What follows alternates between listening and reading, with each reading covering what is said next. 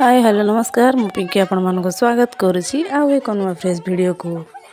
आज ये आम गाँव में होची दांड पोहरा ओषा।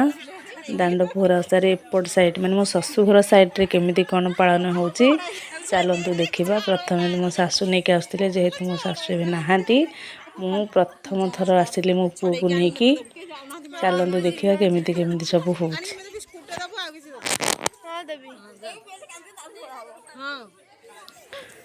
एटी मो शाशु घर पटे एमती दांड पोरा हो जो छोट पिला मानक काखैकी ओलौचंती से छोट पिला हाथ में किसी टोके हो कि टोपी हो टोपी किसी जिनस जीव जमीक कि बिस्कुट मुढ़ी आपण मानकर जहाँ भी इच्छा थी जहाँ भी घर थी से टोपी देवे।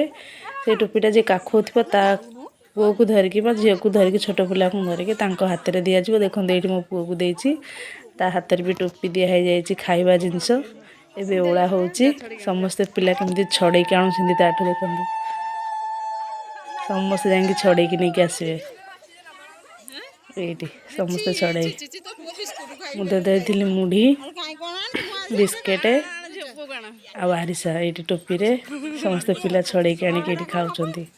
ई पोट लाइन रे तो एबे नुआ नुआ चलची आम सेपट लाइन एमती पूजा हुएनी जो गोटे जहाँ थी सेटा हबो समस्ते खाऊंट। ये सबू पिला जहाँ को धरिकी काखैकी उड़ा जीव से हाथ में एमती टोपी टोपी थी ताठू छड़े समस्ते खाइबे। यहाँ नुआ जिनस देखा मिलला।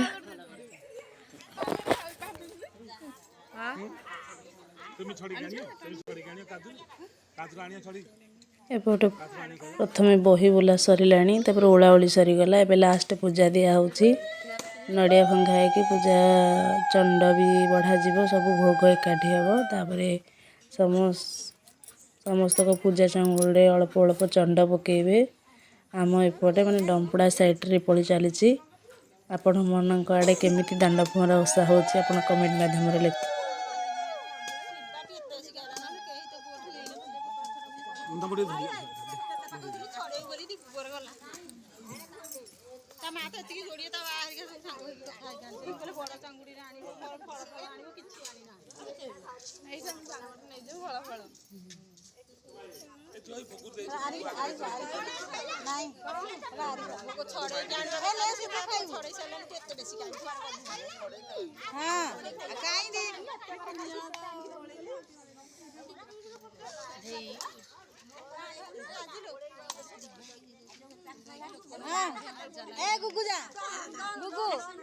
एही भाव में आम एपटे दांड पोहरा ओषा करा जाए। आपण मानक आड़े केमिति होथिबा आपण कमेंट माध्यम रे लिखिबे। जदि आपण मानक हम वीडियो भल लागी तेबे लाइक शेयर सब्सक्राइब करिवे रहउची। Bye bye.